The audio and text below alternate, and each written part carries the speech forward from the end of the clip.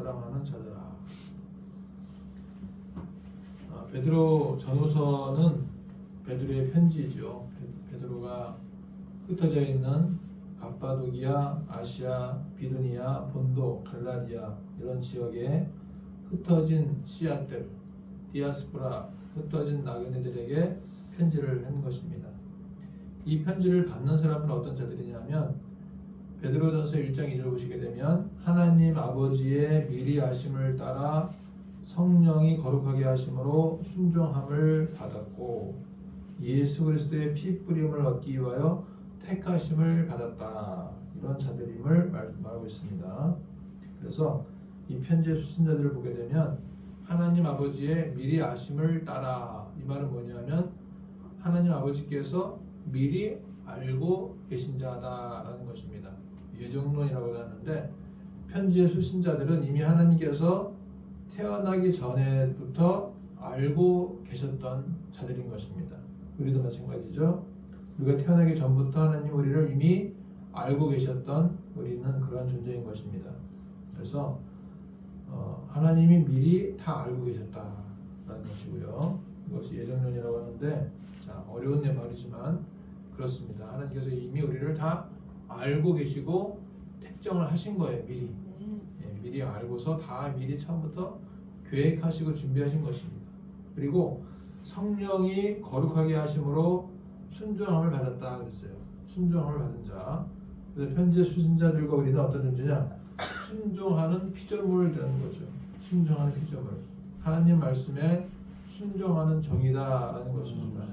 그리고 세 번째는 예수 그리스도의 피 뿌림을 얻기 위하여 택하심을 받은 자들이다라는 것입니다. 편지의 수신자들도 그렇고 우리도 그렇고 마찬가지로 하나님의 택하심을 받은 자인 것입니다. 미리 아신 존재였고요. 순종으로 지음받은 자였고 그리고 택하심을 입은 자다라는 것입니다. 자, 그러면 이렇게 수신자들에게 베드로전서부터 베드로후서까지 총 8장에 걸쳐서 무엇을 얘기하고 있었는가 하는 거죠.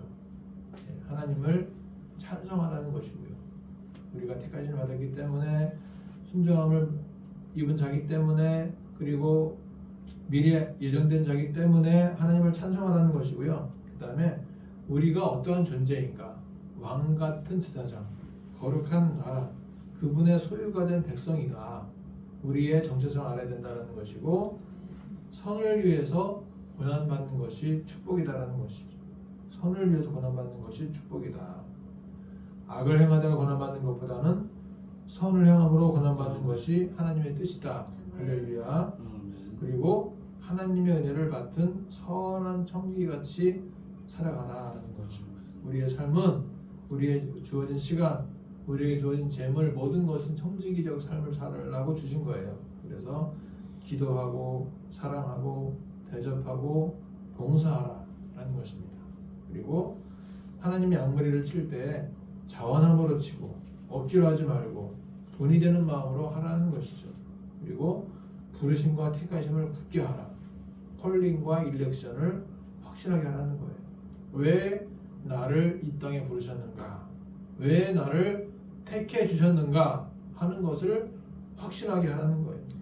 그래야만 하나님의 영원한 날에 넉넉하게, 턱걸이가 아니라 넉넉하게 들어감을 얻게 된다. 우리를 열렬하게 환영해 주신다라는 것입니다. 그 다음에 이제 베드로후서 2장 보시게 되면 거짓 선지자들과 거짓 선생들이 있다라는 거예요. 구약에는 거짓 선지자들이 있었고 신약에는 거짓 선생들이 있었다는 것입니다. 그들을 조심하라, 경계하라라는 것이죠. 자, 그 다음에 이제 오늘 3장에 보시게 되면 Dear Friends라는 말이 4번 나와요. Dear Friends, 친애하는 친구들이여, 사랑하는 친구들이여, 나의 어여쁜 친구들이여, 내가 가장 존경하고 내가 가장 사랑하는 나의 암사슴 같은 친구들이여 라고 하는 것이 바로 Dear Friends라는 것입니다. 사랑하는 사람들이여. 그래서 뭐 4번 나오는데 1절, 8절, 14절, 17절 나와요. 그래서 지금 베드로는 어떤 사람이냐 하면 그가 예수님을 3번 부인했잖아요. 그리고 3번 사랑한다고 고백했었어요. 네가 나를 사랑하느냐? 네, 주님이 저를 아시지 않습니까? 제가 주님을 사랑합니다. 네가 나를 사랑하느냐? 또 물어봤어요. 주님 사랑한다니까요. 네가 나를 정말로 사랑하느냐? 주님 정말로 사랑합니다. 네, 주님을 모른다고 할 때에도 그 사람 몰라요. 맹세코 몰라요. 저주하며 몰라요 했던 베드로가 제가 주님을 사랑합니다. 정말로 사랑합니다. 맹세코 사랑하나이다 라고 바뀌었잖아요. 이렇게 말이. 그러면서 그렇게 사랑하는 백성들, 사랑하는 양들을 먹여라 라고 말씀하셔서 지금 베드로가 비두니아, 아시아, 갑바도기아, 본도, 갈라디아 지역에 흩어져 있는 디아스포라, 흩어진 씨앗들에게 사랑하는 마음을 가지고 사랑의 편지를 쓰는 것입니다. 자, 그 편지의 내용이 뭐냐는 거죠. 첫 번째 사랑하는 자들은 뭐냐면 1절인데요. 1절에 같이 읽어볼까요? 1절 시작. 사랑하는 자들아, 내가 이제 이 둘째 편지를 너희에게 쓰노니 이 두 편지로 너희의 진실한 마음을 일깨워 생각나게 하여. 사랑하는 자들아 그랬어요. 편지의 수신자였던 본도에 있는 사람, 갑바도기에 있는 사람, 비두니아, 갈라디아, 아시아 지역에 흩어져 있는 씨앗들, 흩어진 씨앗, 디아스포라 성도들에게 편지하는 것입니다. 편지를 쓰는 거죠. 그래서 멀리 있는, 내가 직접 갈 수는 없지만 멀리 있는 이들에게 편지를 썼다는 거예요. 편지를. 그래서 우리가 그 둘째 편지를 쓰노니 그랬잖아요. 둘째 편지를 쓰노니 그 말은 뭐냐면 첫째 편지는 이미 썼다 그 말이잖아요. 베드로 전서는 이미 썼고 베드로 후서 둘째 편지를 쓰노니라는 것입니다. 그래서 성경에 보시게 되면 전서와 후서가 있는 책이 몇 권 되죠. 고린도 전 후서, 데살로니가 전 후서, 그리고 디모데 전 후서, 베드로 전 후서가 있어요. 전서를 쓰고 조금 있다가 다시 후서를 쓰게 됐죠. 자, 둘째 편지를 쓰는 이유가 무엇이냐는 거예요. 두 번째 편지. 왜 둘째까지 쓰느냐는 거죠. 편지를. 자, 이것은 뭐냐면 강조하는 것이고 기억을 나게 하는 것입니다. 한 번보다는 두 번째가 더 강조가 되죠. 만남도 한 번 만남보다는 두 번째 만남이 더 잘 알아가게 됩니다. 그래서 결혼할 때에도 한 번 만나고 두 번 만나고 세 번 만나고 여러 번 만날수록 더 알아가면서 결혼하게 되는 거잖아요. 남녀가 결혼할 때에도 한 번 딱 만나 결혼한 사람이 있었어요. 물론 극히 드물게 있을 수 있겠지만 거의 대부분 두 번, 세 번, 네 번 다 만나면서 이제 알아가면서 결혼하는 거잖아요. 지금 베드로가 두 번째 편지를 쓰면서 기억나게 하고 강조하게 하려고 쓰는 거예요. 그래서 1절 보시게 되면 자, 디아스포라의 성도들이 흩어진 씨앗 성도들이 진실한 마음을 일깨워서 생각나게 하려 합니다. 그랬어요. Stimulate you to wholesome thinking. 너에게 어떤 건강한 사고, 건강한 생각을 자극하려고, 건전한 생각을 자꾸 자극시키려고 그렇게 썼다는 것입니다. 지금 베드로를 봤습니다. 가만히 내버려 두면 그 비두니아, 아시아, 본도, 갈라디아, 갑바도기아 사람들이 세상의 미혹에 빠져버리니까 온갖 인터넷이다, 뭐 스마트폰이다, 여러 가지 방송이다, 영화다, 얼마나 많습니까? 게임이다, 유튜브다, 많잖아요. 그러니까 이제 건강한 사고를 자꾸 불러일으킬 필요가 있는 거예요. 건전한 사고, 건강한 사고. 우리는 좋은 생각을 불러일으킬 만한 일들을 만들어낼 필요가 있다는 거죠. 내버려두게 되면 세상의 문화에 빠져서 거기서 못 나올 때가 있다는 것입니다. 세상의 문화가 나쁜 것이 아니라 거기에 치우치다 보면은 자기의 할 일을 못하고 거기서 헤어나지 못할 때가 있다는 것입니다. 그래서 건강한 사고를 자극할 필요가 있다는 거예요. 자, 그래서 옛날에 거룩한 예언자들이 전한 말씀, 그리고 우리의 주께서 여러분의 사도들을 통해서 명령하신 것, 이 두 가지를 다시 한번 상기시켜 주려고 썼다는 것입니다. 구약에서 여러 선자들이 얘기했던 내용들, 신약에서 여러 사도들이 얘기했던 내용들을 다시 한번 상기시켜 주기 위해서 썼다는 것입니다. 그래서 설교자 임무는 뭐냐면 성도들이 하나님의 말씀을 잘 이해하고 그 말씀에 잘 반응하도록 이끌어가는 것이 설교자의 임무예요. 지금도 이제 여러분들이 잘 듣고 있는지 집중하고 있는지 못하는지를 잘 봐야 되는데 그게 바로 설교자의 책임입니다. 성도가 졸고 있으면은 그거는 누구 책임이냐? 설교자의 책임이에요. 졸게 만든 설교자의 책임. 안 졸게 만들려면 어떻게 되느냐? 웃기기도 해야 되고 울리기도 해야 되는데 하나님 말씀이 물론 그렇게 막 코미디가 아니잖아요. 개그 콘서트가 아니잖아요. 하나님 말씀은 우리가 잘 들으면서 그것을 때로는 경건하게 듣고 그 말씀을 이해할 필요가 있는 것입니다. 설교자의 임무는 뭐냐면 하나님 말씀을 잘 이해하고 그 말씀에 잘 반응하도록 이끌어가는 것이 설교자의 임무죠. 여러분들이 지금도 잘 듣고서 잘 깨닫고 잘 이해하게 하는 것이 저의 임무예요. 좀 이해가 되니? 태희야? 잘 이해가 돼? 그래서 옛날에 거룩한 예언자들이 전한 말씀이 구약 성경 내용이고 이제 반대로 옛날에도 거짓 선자들이 있었단 말이죠. 거짓 예언자들. 그리고 옛날에도 이제 주님의 말씀, 신약 시대에도 주님 말씀이 있었고 신약 시대에도 거짓 선생들이 있었다는 거예요.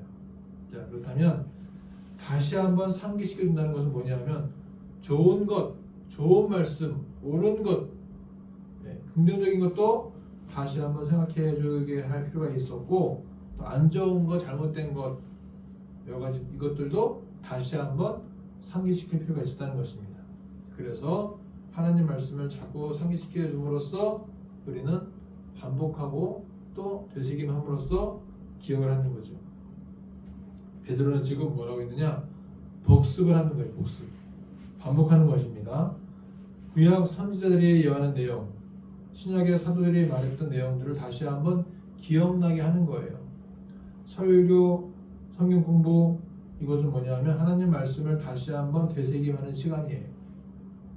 그래서 우리는 지금까지 개척한 이후로 처음부터 갈라디아서를 시작해서 하루에 한 장씩 계속 지금까지 왔습니다. 7년, 8년을. 그리고 이제 세 번째 나가고 세 번째. 두 바퀴 돌고 세 번째 나가고 있어요. 그러니까 하나님 말씀을 계속 묵상하는 거죠. 계속 읽는 거죠. 그리고 계속 함께 나누는 거예요.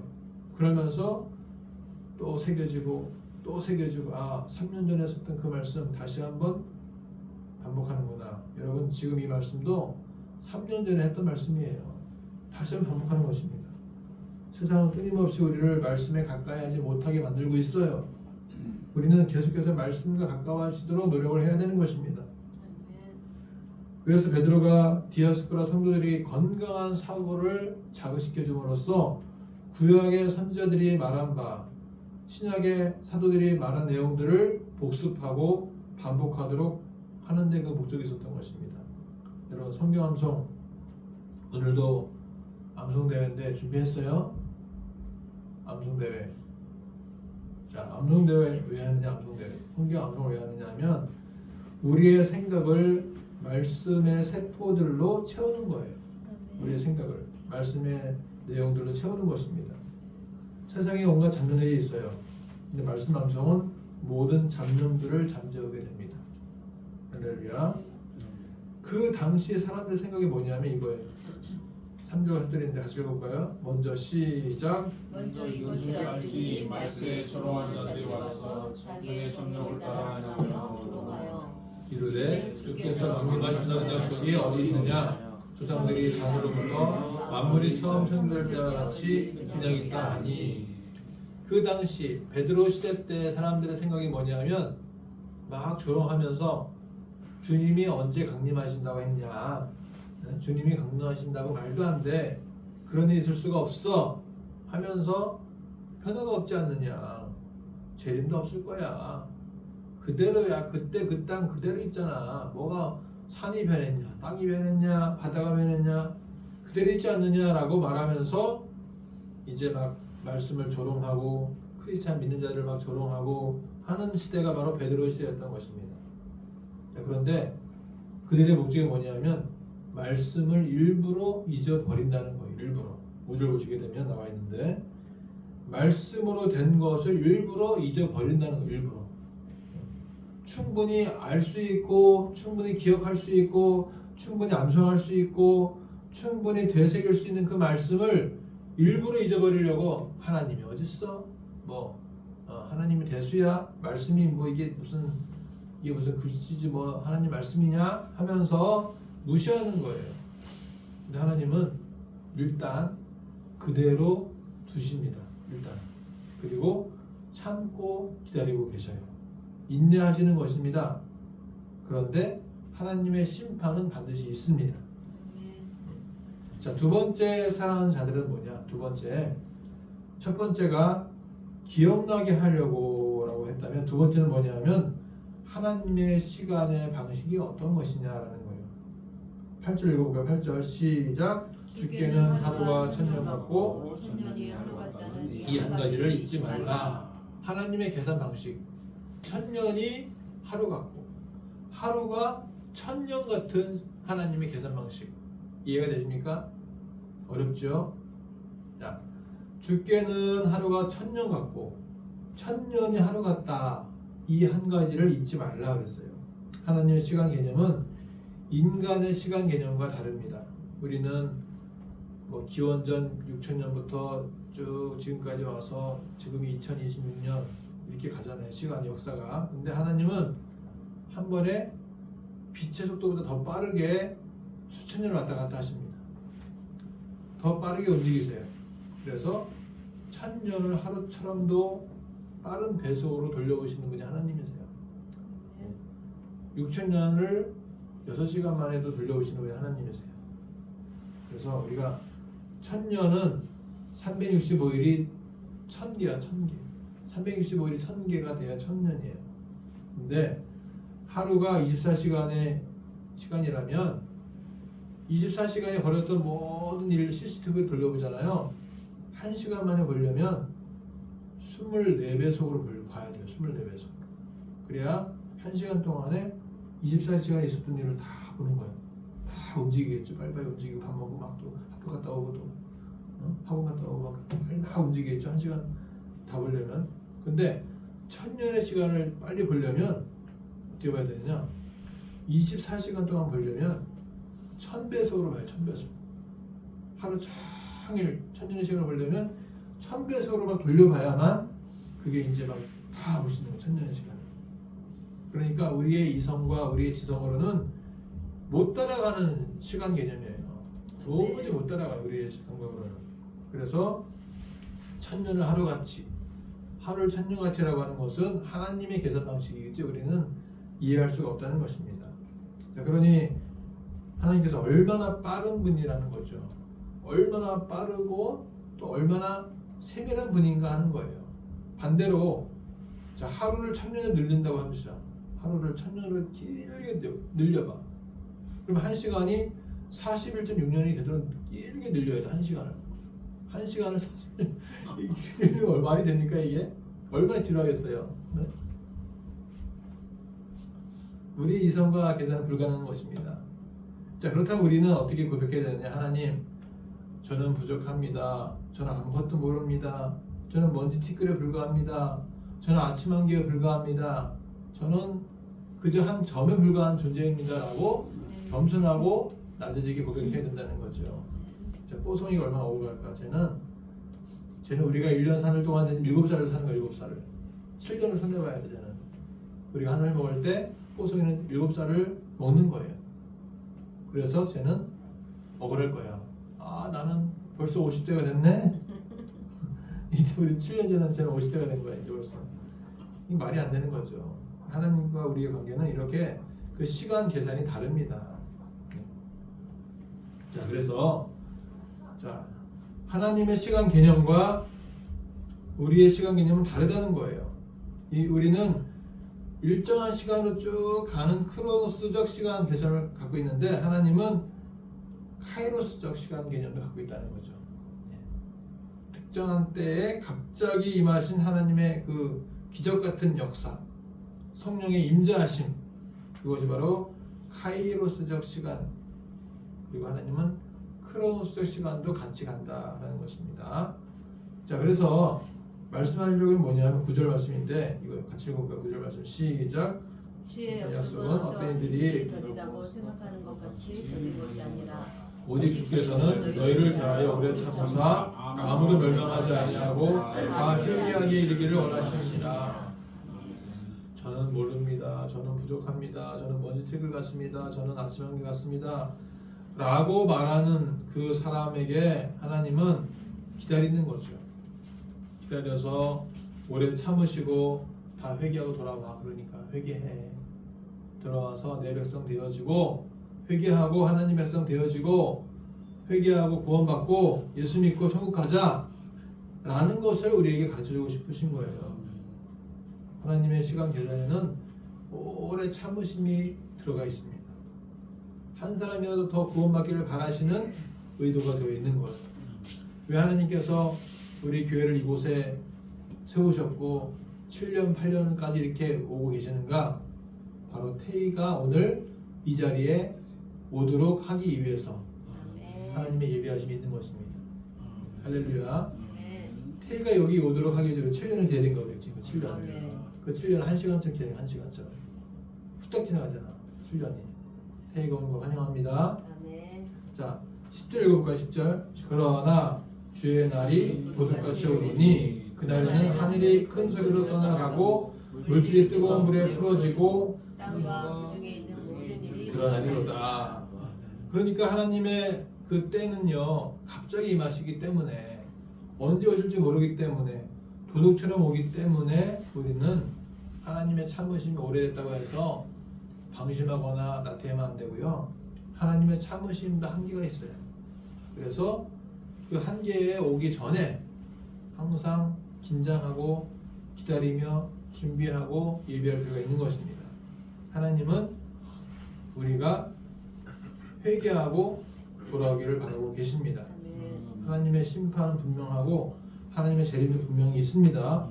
우리는 그때를 기다리고 준비해야 되는 거예요. 세 번째 사랑하는 자들은 뭐냐면 자, 흠도 없고 점도 없이 힘쓰라는 거죠. 그러므로 14절에 뭐라 되어 있습니까? 너희가 이것을 바라보나니 주 앞에서 점도 없고 흠도 없이 평강 가운데서 나타나기를 힘쓰라 그랬어요. 힘써라. 흠도 없이 스포틀리스 스팟이 점이에요. 점. 흠 티끌 점도 없이 스파틀리스. LDS에서 쓰면은 부정 점이 알죠?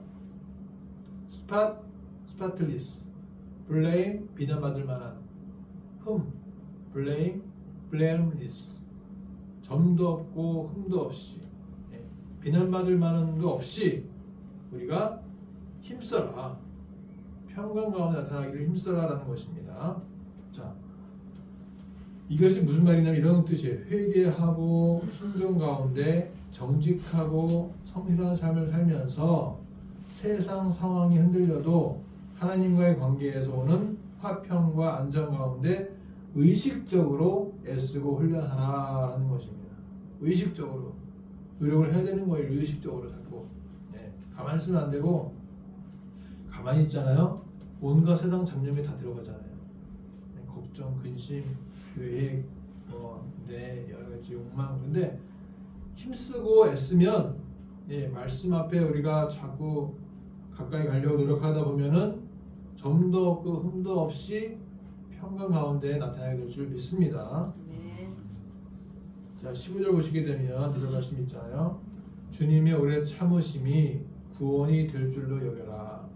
주께서 참으실 때, 기다리실 때, 참으실 때 잘 하라는 거예요. 지금 이 시간 참으실 때, 참고 기다리실 때 잘해야지.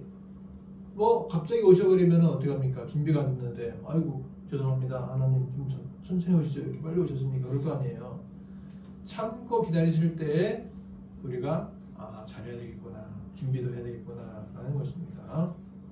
자, 마지막 네 번째 사랑하는 자들아, 네 번째 뭐냐면 무법한 자들의 미혹에 이끌려 너희가 굳센 데서 떨어질까 조심하라라는 것입니다. 무법한 자들, 법을 무시하는 자들, 하나님 말씀을 바르지 않게 가르치는 자들, 그 미혹에 이끌려가면 안 된다는 거예요. 하나님 말씀과 은혜를 왜곡하는 가르침이 있어요. 편의적인 신앙이 있습니다. 그런 것에서 우리를 잘 지켜야 된다는 거죠. 마지막 때일수록 이단이 득세합니다. 신천지, 여호와의 증인, 통일교, 하나님의 교회 등등 이단들이 많이 미혹하고 있어요. 창세기 1장 2절의 말씀, 땅이 혼돈하고 공허하며 이것을 마치 사탄의 지배 구조로 보는 것. 이것은 이원론적 사고고 영지주의적 사고예요. 이단의 가르침입니다. 창세기 1장 1절에서 태초에 하나님 천지를 창조하시니라 라고 하는 것은 창조의 서론이고요. 총론인데 창세기 3장에서 마귀가 사탄이 뱀이 등장한단 말이에요. 창조 타락 구속이 성경적인 세계관인데 갑자기 창세기 1장 2절 말씀을 사탄의 지배 본다고 하는 것은 구속사적 기독교 가치관을 식감을 다 무시하는 거죠. 그래서 영계를 가르치고 있다는 것이죠. 영계. 그 영계 가르치는 것은 잘못된 교리다라는 것입니다. 자, 이 얘기는 뭐 간단히 이렇게 넘어가고요. 그래서 이제 이 이단들은 지금도 많은 개척교회들을 그렇게 미혹하고 아주 교묘하게 파고들어서 접근하고 자기들의 교리를 가르치려고 한다는 것입니다. 조심하라는 거죠. 자, 결론. 사랑하는 자들아, 네 가지를 얘기했어요. 첫째, 기억하라는 거예요. 기억나게 하려고 말씀들을, 구약의 말씀들, 신약의 말씀들을 기억나게 하려고, 되새김질하게 하려고 두 번째 편지를 썼다는 거예요. 두 번째 편지. 그 다음에 하나님의 시간 개념은 참으심과 재림의 심판이 있다는 것을 알게 하시려고 계속해서 늦추고 참으신다는 거죠. 그래서 우리는 점도 없고 흠도 없이 평강 가운데 나타나도록 힘써서 노력해야 된다는 것이고 미혹되지 말라는 거죠. 미혹되지 말라. 이거